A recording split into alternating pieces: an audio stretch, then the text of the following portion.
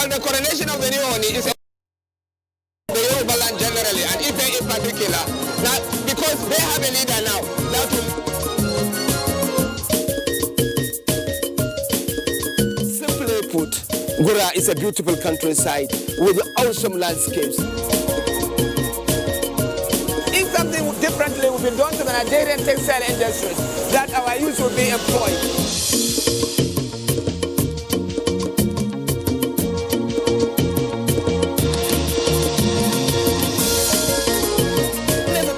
Attend the church here can tell you. Service in Holy Rosa is in Benin. We are taking a canoe tour of the communities on the bank of River Niger in Ketso.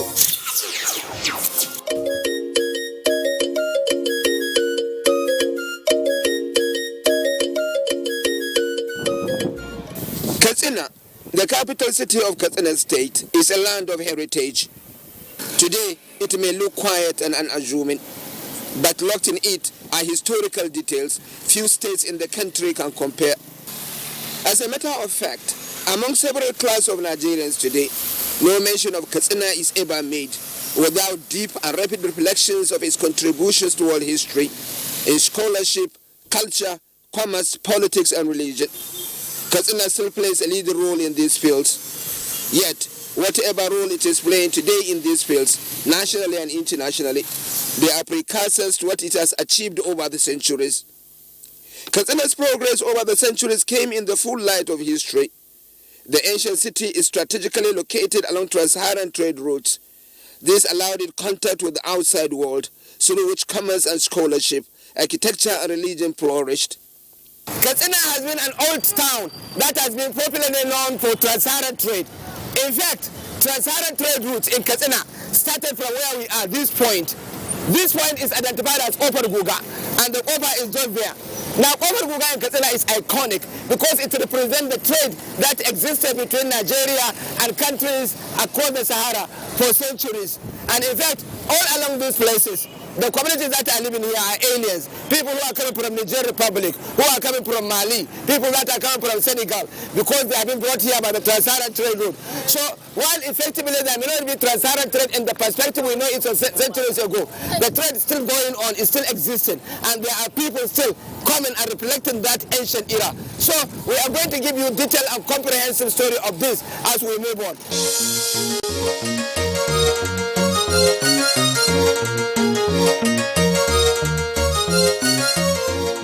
Katsina is also one of the most central of the Hausa states, sandwiched between Kano and Sokoto. This came with the consequences in terms of language variation, wars, scholarships, and relationship. My purpose here is not to recreate history, but Katsina maintains ancient monuments and artifacts that give refreshing insight into its historical facts, and how those monuments and artifacts influence lives and the development of Katsina and neighboring states. On that score, Gobara Minaret is an ideal starting point.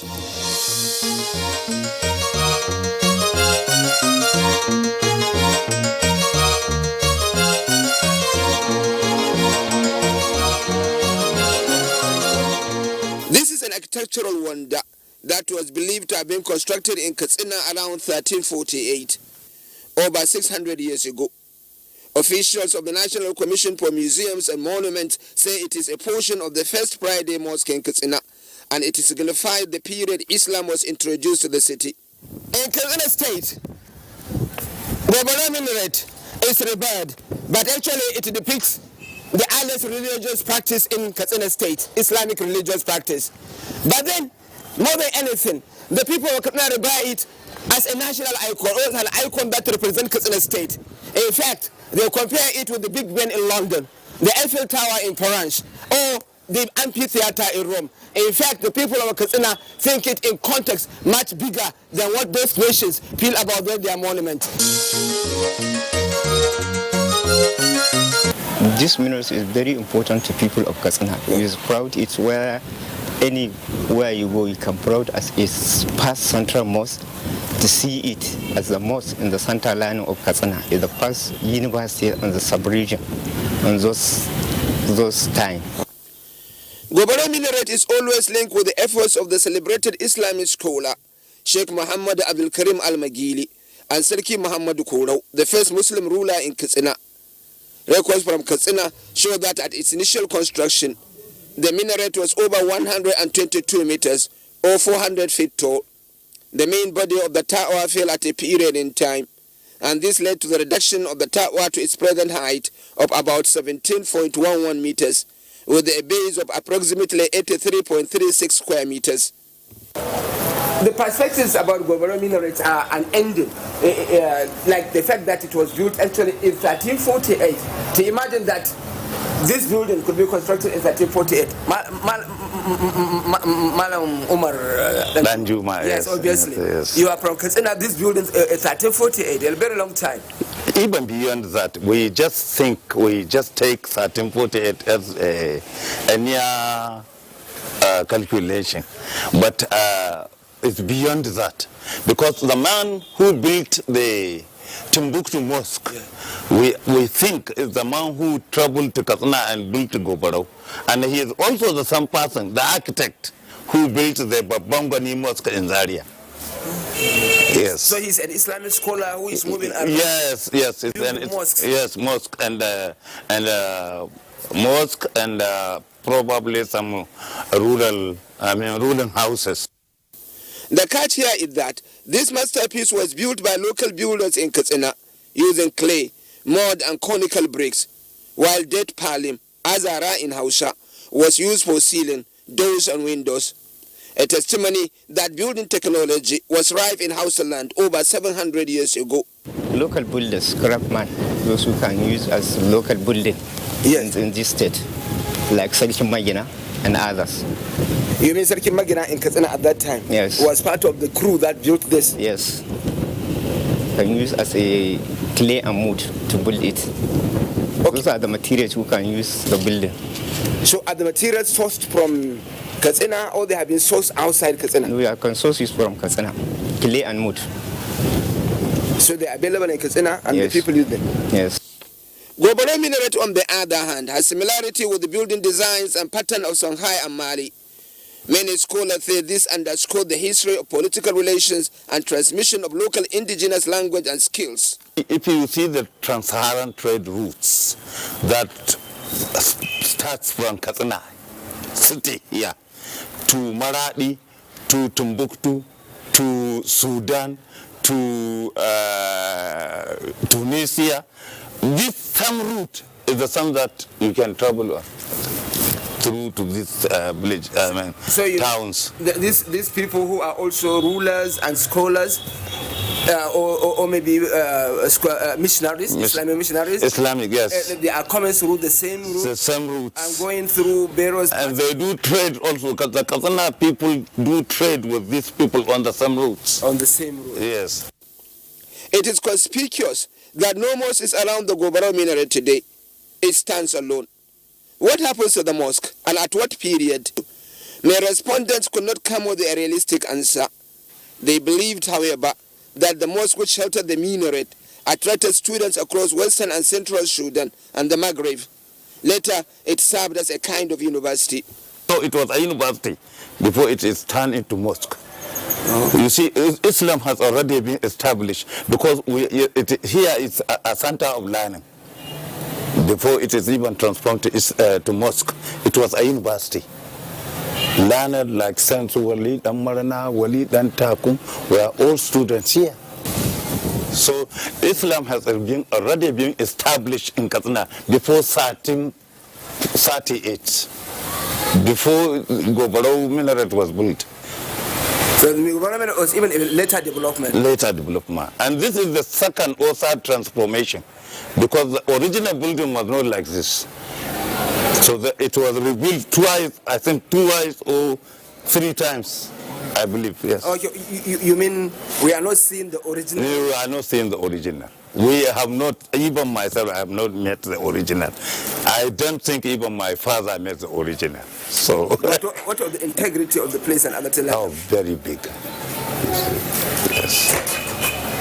So at what time, at what period do we say we have these changes?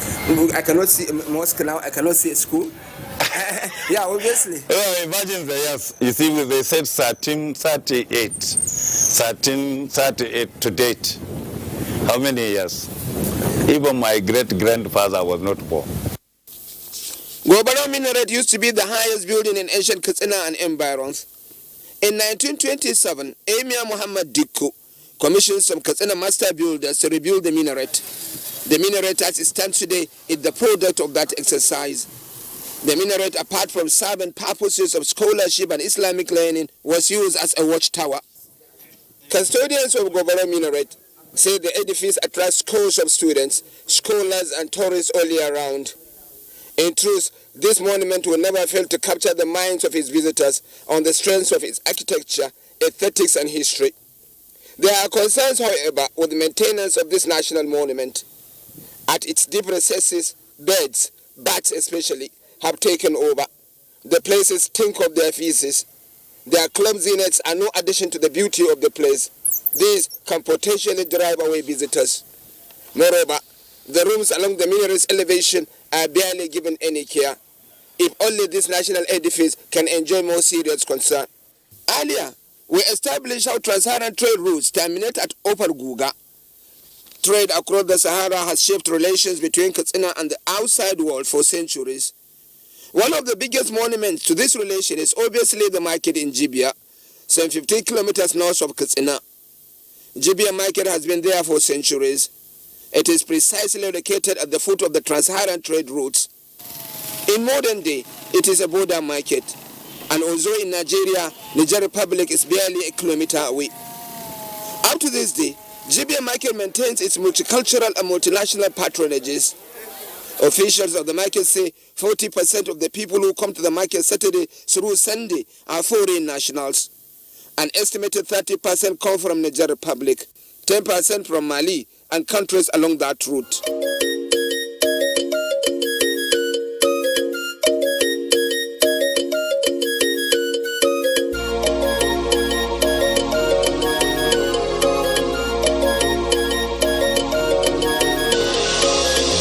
Decades of trade relations had made this market seamless. Hausa is the main language of trade. It is difficult to find major commodities of trade that characterize that golden period of trans-Saharan trade in the market today. Though date palm is still a major foreign import, as well as tiger nuts and potassium. As a matter of fact, the story of Jibia market today is a story of changes brought about by modernity and creation of states. Its unfading value remains its international outlook.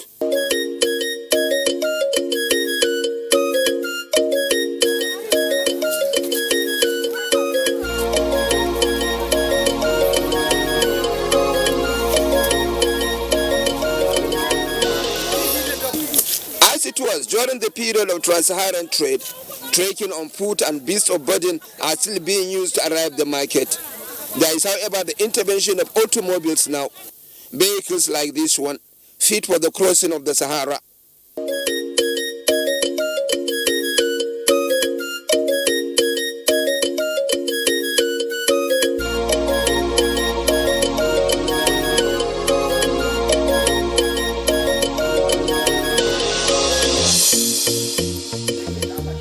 You don't get to see any of these kind of vehicles, but in places like Jibia, all these vehicles are heading to various international destinations. One feature of them is that on their arrival or return journey from the market, they are always overloaded.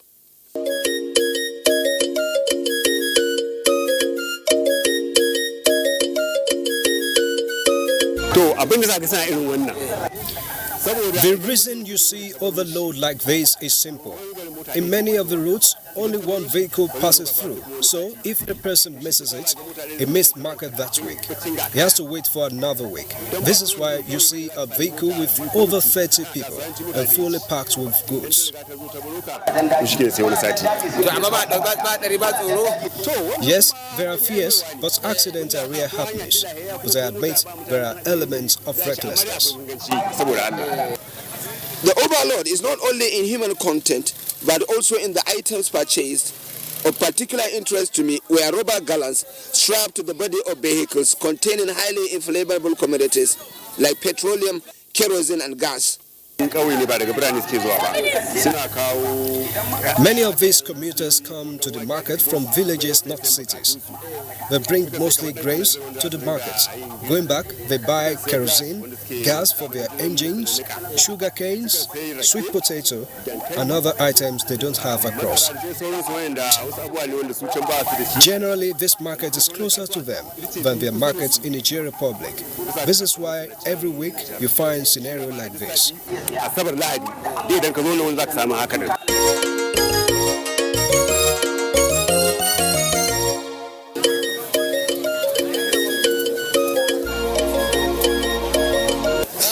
Because of the transborder nature of this market, there exists an extensive yet informal bureau de change.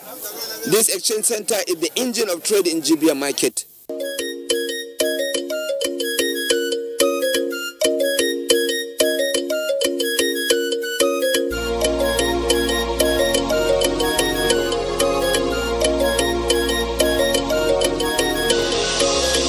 The exchange market actually employing the more flourishing businesses in Jibia market. A massive business in Jibia market is its livestock content. It may have been a thriving business during the heydays of trans-Saharan trade. It is elevated to greater heights today. Camel, cattle, donkeys, sheep, goats and poultry are the main products of the livestock market. 80% of them come from Niger Republic and beyond.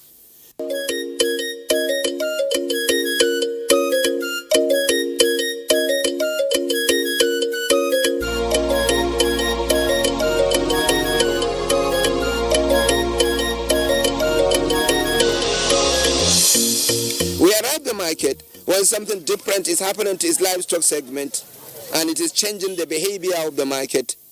The donkey market in particular has a unique case. When you come to Jibia market, donkey market is iconic. At least 12 trailer loads of donkeys are being done weekly to markets in the south of Nigeria.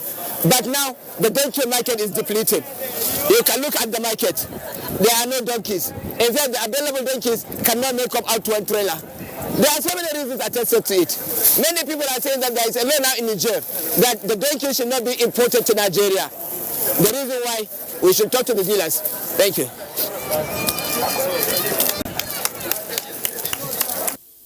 The donkey market is witnessing a holiday it has never witnessed in a long time.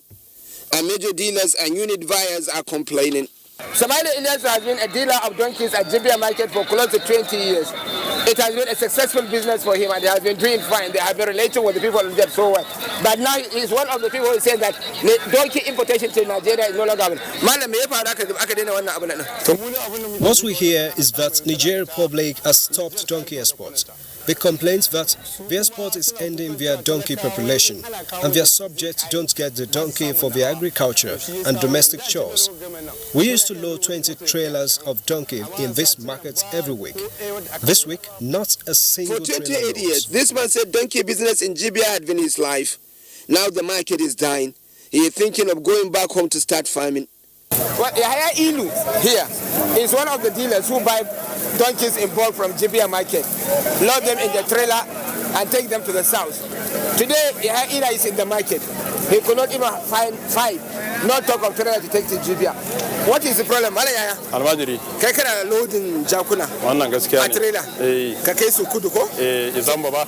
Izambo. We took the donkeys to Izambo in southern Nigeria, in Enugu State.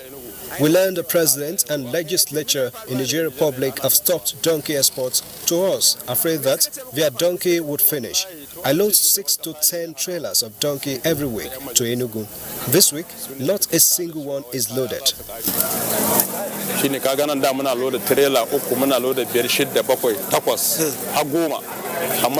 Although the donkey market is different, there is a common trend that is affecting all the livestock market. People bringing cattle or camel from the Niger to Jibia are no longer doing so. They no longer break even.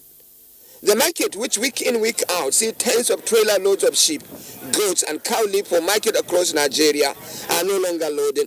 The animals are not coming to the market in the number they used to do.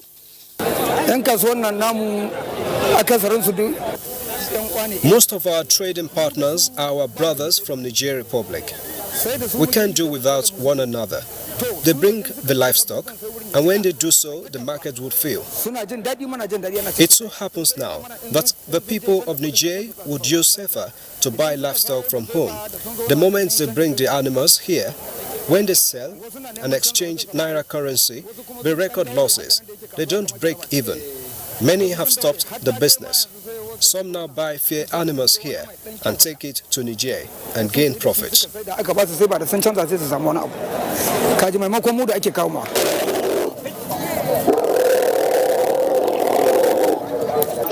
Now, there is a small story to be told here. On the perfect market day, Jibia market can have as many as 200 camels. Today, it is almost 1 o'clock in the evening, but Jibia market has only 3 camels. I'm on top of one. What is happening to Jibia market? It is not getting the camel it is used to get. What is the actual case?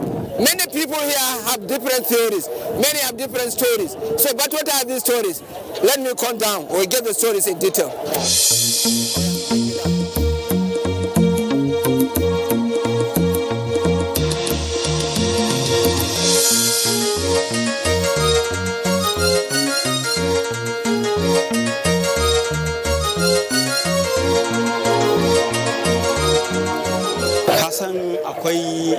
Our case is simple. Exchange rate is stopping the markets. People no longer bring camel from the Nigerian Republic to this market because it would not make profits.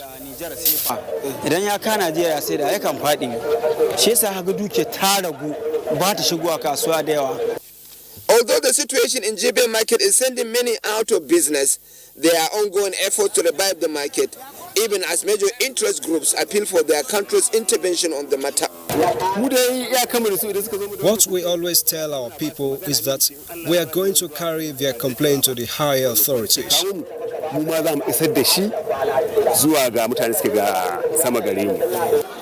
A new pattern is emerging. People now buy livestock from Nigeria in small quantity to export to Niger Republic. This trend, they say, allow them to break even. I'm from Nigeria Republic and into cattle business in Jibia markets. The exchange rates have stopped us taking livestock to Nigeria.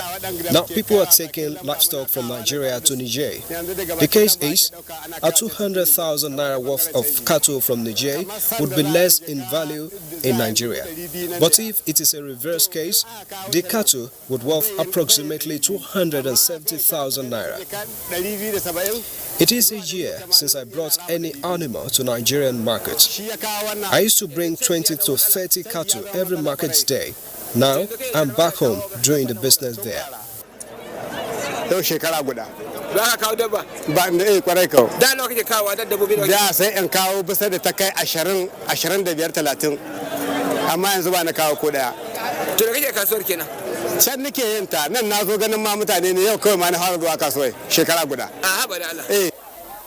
Away from the livestock section, however, there is life in the market.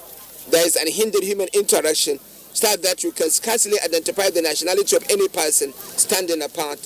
There is peace also in the conduct of businesses, understanding and spirit of cooperation. So as I met to leave the market, however, I wondered in my mind whether during those periods of trans-Saharan trade, African markets like Jibia were influenced by demand and supply.